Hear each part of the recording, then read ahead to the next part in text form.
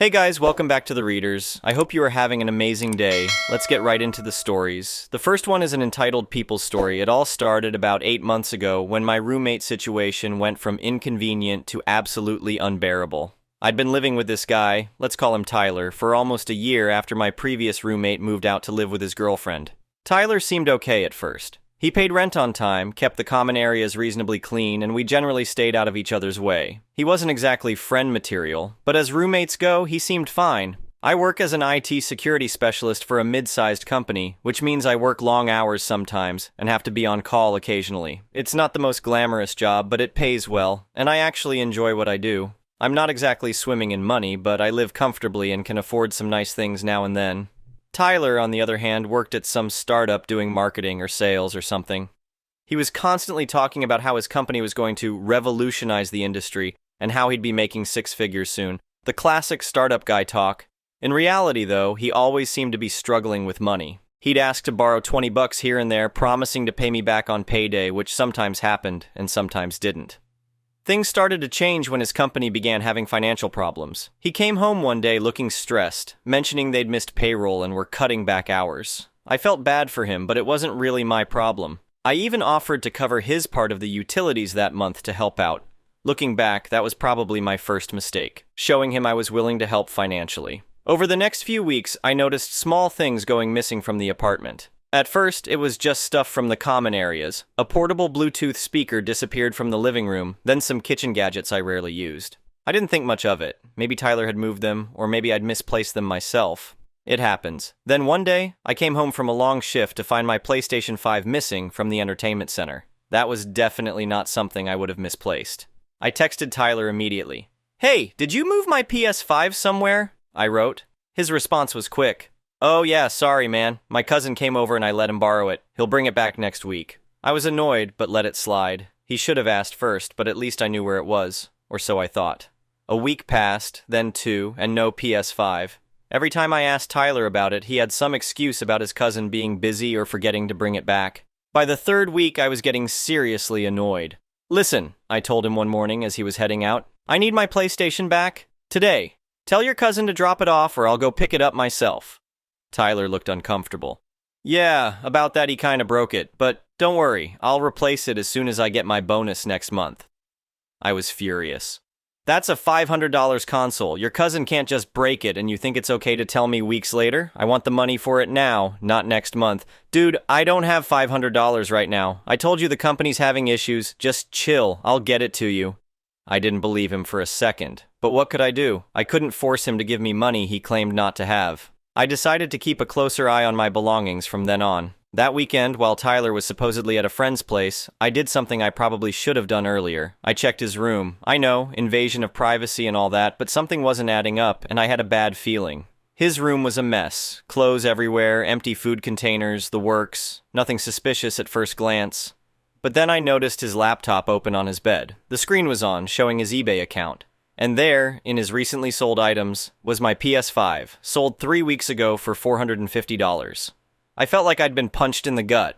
This asshole hadn't lent it to his cousin, he'd straight up stolen it and sold it online. I scrolled through his selling history and my blood ran cold. There was the Bluetooth speaker, there were my kitchen gadgets, there was even my old Nikon camera I thought I'd misplaced during a move, all sold over the past month. I took photos of everything on my phone as evidence. Then I noticed something else. He had active listings for more of my stuff. My heart nearly stopped when I saw my collection of vintage comic books up for auction. Those were in my closet in my room. He'd been going through my things when I wasn't home. I quietly left his room and checked my closet. Sure enough, the box with my comic collection was gone. Those comics had belonged to my dad. They weren't even particularly valuable, but they had huge sentimental value to me. That was it. The final straw. I wasn't just going to confront him. I was going to destroy him. I sat down and made a plan. Tyler had crossed a line, and I wasn't going to let him get away with it. But I needed to be smart about this. Getting into a physical confrontation or destroying his property wouldn't solve anything and could get me in legal trouble. No, I needed something more elegant. First, I changed all my passwords and installed a new deadbolt on my bedroom door that afternoon. Then I set up a small security camera in my room, hidden on my bookshelf. If he was going to steal from me again, I'd have it on video. When Tyler came home that night, he noticed the new lock on my door right away. "What's with the lock?" he asked casually, as if he hadn't been stealing from me for weeks. Just being careful, I replied. Some things have gone missing lately. He shrugged. Whatever, man. Seems paranoid, but it's your room. I didn't confront him about what I'd found. Not yet. I wanted more evidence, and I was working on a plan that would hit him where it really hurt. Over the next few days, I did some digging into Tyler's online presence. He wasn't particularly tech-savvy and used the same password for practically everything. I didn't hack anything. He'd actually written his main password on a sticky note next to his desk. Classic security fail. I discovered he wasn't just selling my stuff on eBay. He was also selling other items that I was pretty sure he didn't own legitimately. There were expensive electronics, designer clothes with tags still on them, and even some jewelry. Either Tyler had a secret fortune he wasn't telling me about, or he was stealing from other people too. I also found something else interesting. Tyler had been lying about his job. The startup he claimed to work for had actually gone under 2 months ago. He'd been unemployed this whole time, which explained the money issues, but he was still leaving the apartment every day, dressed for work. Where was he going? The answer came when I checked his bank statements. Again, his password was ridiculously easy to guess. He'd been taking out cash advances on his credit cards and gambling at a local casino. His debt was astronomical, over $30,000 across multiple cards, all maxed out. No wonder he was stealing my stuff. He was desperate. I sat on this information for a couple of days trying to decide what to do. I could call the police, but without solid proof that he'd stolen specific items, it might just be my word against his. Plus, I still had to live with him until one of us moved out. Then I had an idea. One that would not only get me justice, but also potentially solve my financial situation with the apartment. The first phase of my plan was simple. Documentation. I took inventory of everything valuable I owned, with photos, serial numbers when available, and approximate values. I moved the truly irreplaceable stuff to a friend's place for safekeeping. Then I set my trap.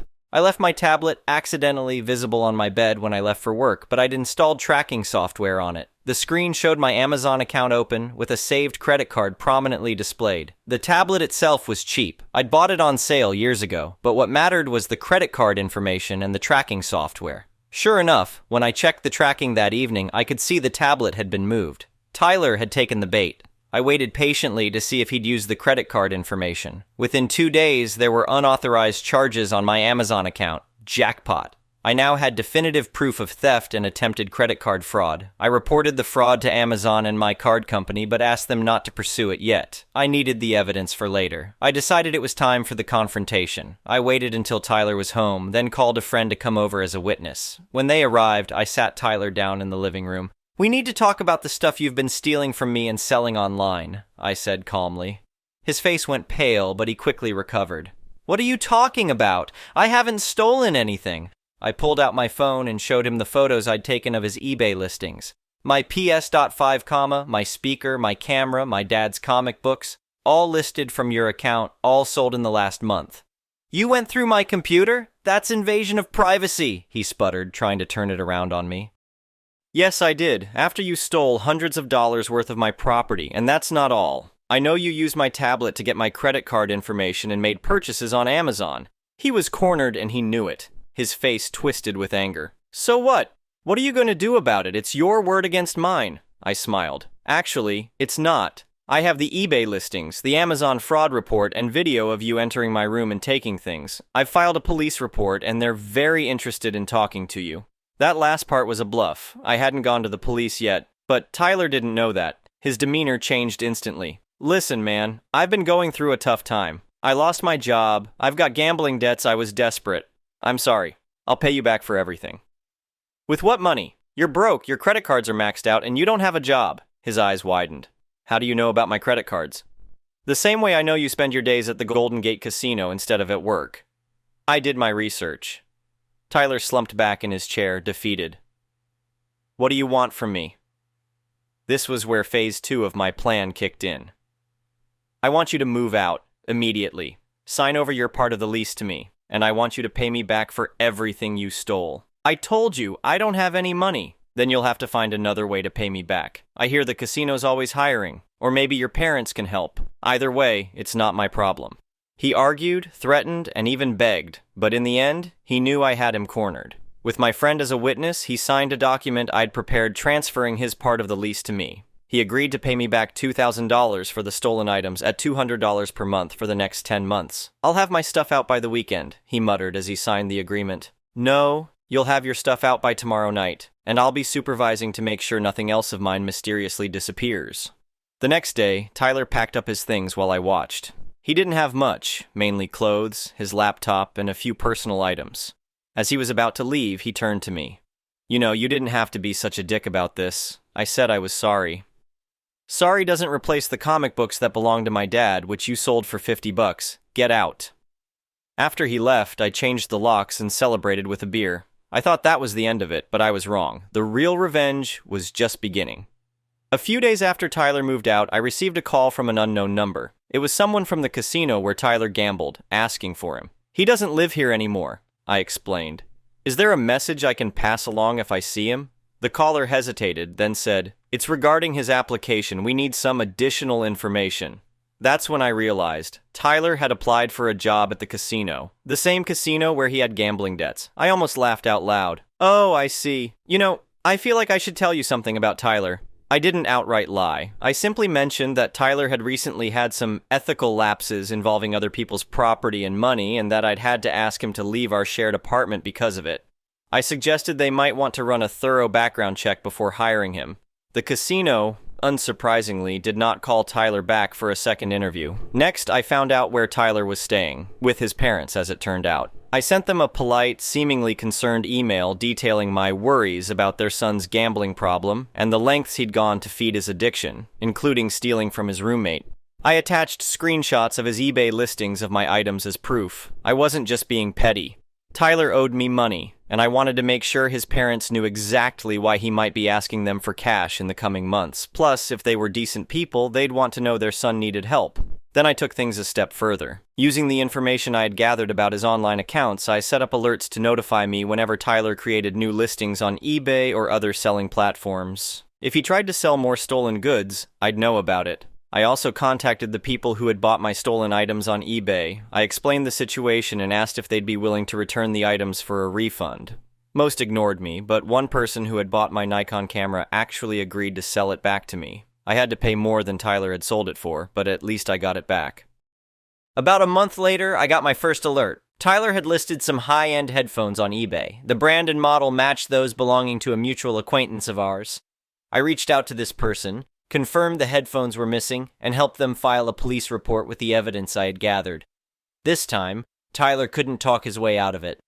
He was charged with theft and was facing potential jail time. His parents bailed him out, but they were furious. They forced him into gambling addiction counseling and cut off his access to their money. Meanwhile, I had taken over our old apartment completely. Without having to worry about Tyler stealing my stuff, I was able to focus on my career. I got a promotion at work, which came with a nice salary bump. I was finally able to replace the things Tyler had stolen that I couldn't recover. The monthly payments from Tyler started coming in too. I suspect his parents were the ones actually sending the money, but I didn't care. Each payment was a reminder that actions have consequences. But the best part? Tyler's old startup, the one that had supposedly failed? It hadn't actually gone under completely. They'd downsized dramatically, but after securing new funding, they were making a comeback. And guess who they reached out to about rejoining the team? That's right, me, not Tyler.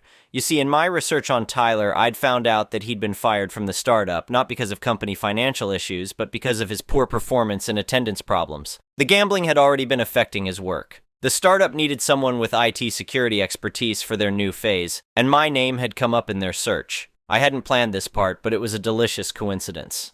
I accepted their offer, which came with stock options and an even better salary than my recent promotion. When Tyler found out I was working for his former company, he was livid. He tried to contact them to badmouth me, but his former bosses had already experienced his unreliability firsthand. His attempts to sabotage me only made him look worse. 6 months after he moved out, I received the final payment from Tyler. I could have kept the revenge going, kept making his life difficult in small ways, but I realized I didn't need to. His own actions had led to his downfall. He'd lost his apartment, his job prospects, his parents' trust, and nearly his freedom, all because he'd chosen to steal from me instead of asking for help or facing his gambling addiction honestly. As for me, I'm doing better than ever. The apartment is peaceful without Tyler's drama. My career is thriving at the startup, and I've become much more careful about who I allow into my life. Sometimes the best revenge isn't about destroying someone else, it's about building yourself up while they self-destruct. Tyler thought he could take advantage of me, but in the end, I took over the life he could have had if he'd made better choices. I did teach him a lesson, and I definitely came out on top. But the most satisfying part? I didn't have to do anything illegal or even particularly vindictive to get my revenge. I just had to expose the truth and let the consequences unfold naturally. The comic books, though, I never got those back. Some things can't be replaced, which is why I don't feel even a twinge of guilt about how things turned out. Tyler made his choices, and now he's living with them, while I'm living the life he could have had. Last I heard, he's working a minimum wage job and still living with his parents at 30. Meanwhile, I just got another promotion and am looking into buying my own place. Funny how life works out, isn't it? Asterisk, asterisk. Update. 6 months later. Asterisk, asterisk. A lot has happened since I last posted about my thieving roommate Tyler and how I turned the tables on him. I've gotten tons of messages asking for an update, so here it is.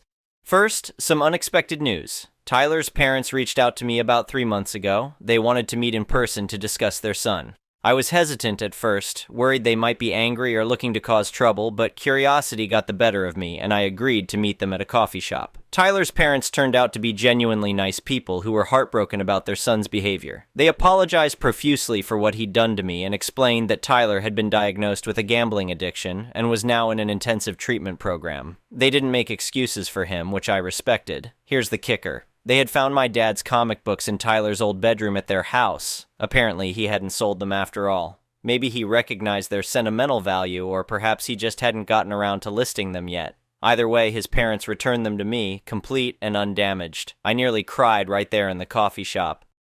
They also insisted on paying me the remaining balance Tyler owed me in full, even though I told them it wasn't necessary. They said it was important to them that their son's debts were paid and that making amends was part of his recovery process. As for my career at the startup, things have been amazing. The company secured another round of funding, and my stock options are actually worth something now. I've been promoted to head of security, managing a small team. The irony that this was the job Tyler always bragged about potentially getting isn't lost on me. I used part of my bonus to put a down payment on a condo. No more roommates for me. I also upgraded my security system. Once bitten, twice shy, I guess. The most surprising development came last month. I received an email from Tyler himself. It was a formal apology letter, part of his 12-step program. He acknowledged everything he'd done, took full responsibility without excuses, and said he didn't expect forgiveness but wanted me to know he understood the harm he'd caused. I sat on that email for a week before responding. Eventually, I wrote back with a brief message thanking him for the apology and wishing him well in his recovery. I don't foresee us ever being friends, but I'm not interested in holding grudges either. Life has a funny way of working out. Tyler's theft and betrayal led me to a better job, a better living situation, and a better understanding of how to protect myself, both physically and financially. I'm more careful now about who I trust, but I'm also more confident in my ability to handle whatever comes my way. So that's where things stand. Tyler is on his own path to recovery, hopefully becoming a better person. Meanwhile, I'm thriving in the life that could have been his if he'd made different choices. Sometimes the best revenge really is living well. And those comic books? They're now displayed in a locked glass case in my new home office. Some things are worth more than money, and I'm glad to have that piece of my dad back where it belongs. The next one is a malicious compliances story. Meetings. Arguably a waste of everyone's time. A worthless imposition upon our finite existence. But doubly so when one works nights. Tonight, gentle readers, I have a small tale of mismanagement and begrudging compliance with absurd requirements. The fallout isn't much, but I consider it a personal win. So it came to pass many, many years ago, when I was still less than a year working nights at this hotel, that the manager called a great and mighty meeting. All hands on deck. A mandatory meeting of great importance, new policies and practices, lunch to be provided, all quite urgent and very, very mandatory. I read the notice and informed the manager that none of the topics to be discussed were anything I had to deal with during the night shift. Maintenance, housekeeping. A night auditor cares not for these things. Could I in fact just skip the whole thing? Nope. Pleased that this would cut into my sleep schedule fell on deaf ears. Even if the meeting was functionally useless to me, it would be seen as unfair if everyone else had to show up, and I didn't. Be there tomorrow at noon or be written up. Fine then. This was before store inventories were easily searched online, so it took a while to make a few calls, but I finally found what I needed, 20 miles away. A quick shopping trip, then after work I went home for a short nap before the meeting. My manager bounced into the meeting ready to dazzle us with whatever speech he had prepared, only to notice all his employees stealing glances at the back corner. There I was. Plaid pajamas, dark blue bathrobe, bed-rumpled hair, dark bags under my eyes. I might have touched them up a little with makeup. And upon my feet were a set of brand new fuzzy bunny slippers that I had dashed to get for this very occasion. The boss sputtered protest, but I pointed out that for me, this was effectively 3 in the morning, so his presentation had better be worth it. Spoilers. It was not worth it. Not one item of the meeting had anything whatsoever to do with what I did during the night shift. None of it. Furthermore, the lunch he'd provided, an admittedly lovely sort of fried rice chicken casserole thing, hit almost all the items on my, admittedly rather long, digestive naughty list. Onions, heavy cheese, jalapenos, and bell peppers with enough fats that my comparatively recent gallbladder removal would have noped out after one bite, so not even the free lunch.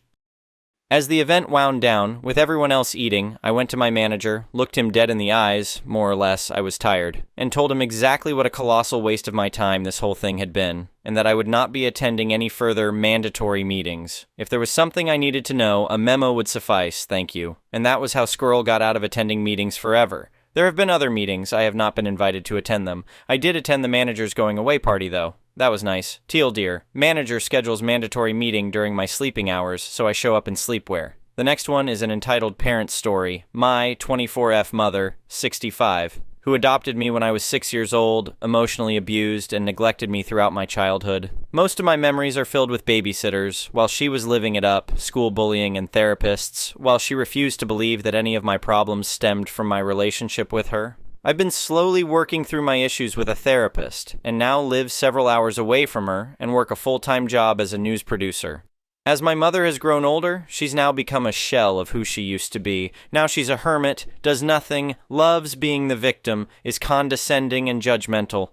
She has an abundance of loyal friends who think she's a godsend, but all know there's something not quite right about her. On Sunday, I had to call 911 for her because she said she was feeling dizzy and had sweats. After testing at the hospital, they found she had a small ulcer that had caused minor bleeding. I've been in communication with the hospital this entire time. Her best friend of over 36 years, who lives an hour away, was able to drive down to be with her. The ulcer has since been attributed to stress, bad dieting and lack of exercise, etc. Her friends and I have talked to her about this so many times, I don't even bother anymore. Aside from some discomfort, the hospital has her on an IV and will send her home with a prescription after an evaluation. When I spoke to my mother on the phone, she was very frustrated and complained about the situation. She also doesn't seem to understand she's actually improving and said she wished I could be there. Her friend also mentioned that my mother is adamant that she's not going home until she's feeling 100%, even if the doctors tell her she can go home. Feeling 100% is unrealistic, especially at that age. Her friend told me that my mother needs to push herself more instead of just sitting around and waiting to feel 100% better. Her friend's doing as much as she can for my mother, but she can only stay until next Monday, March 10th. My mother is perfectly mobile and aside from this blip, is in much better shape than a lot of people her age. Could she eat better and be more active? Absolutely. If she fails the evaluation, then the hospital can suggest a rehabilitation clinic for her to go to. She also has several neighbors who are more than happy and have helped a great deal since she was put in the hospital. At this point, the only thing holding my mother back, it seems, is being home alone, despite that being something she actually preferred before this incident. Again, her friend is staying until this Sunday, so even if my mother is released tomorrow, her friend will be there for another 4 days, and then my godfather and his friend will come and visit after. Then there's the neighbors who are actively trying to get my mother to reach out to them for help. I have my own serious health problems I'm trying to get under control and already work a high-stress job. The idea of taking time off indefinitely that I don't have to go back home and having to put myself under more stress would crush me. Edit. I want to thank everyone for the amazing and supportive feedback. It means a lot. There's many things I'm still learning to let go of and forgive, but all of your responses have helped so much. I'll pop in an update as soon as I learn more from my mother's evaluation and what the next steps are. A part of me prays that in the morning she'll have a better attitude and will want to do well during the evaluation and go home without any complaints if they release her. But with how things have been going so far, I'm not confident that will happen. Letting her manipulate me isn't an option either, so we'll see. Thank you for watching. I would really appreciate it if you could like the video and subscribe to our channel if you haven't already. We'll see you again tomorrow.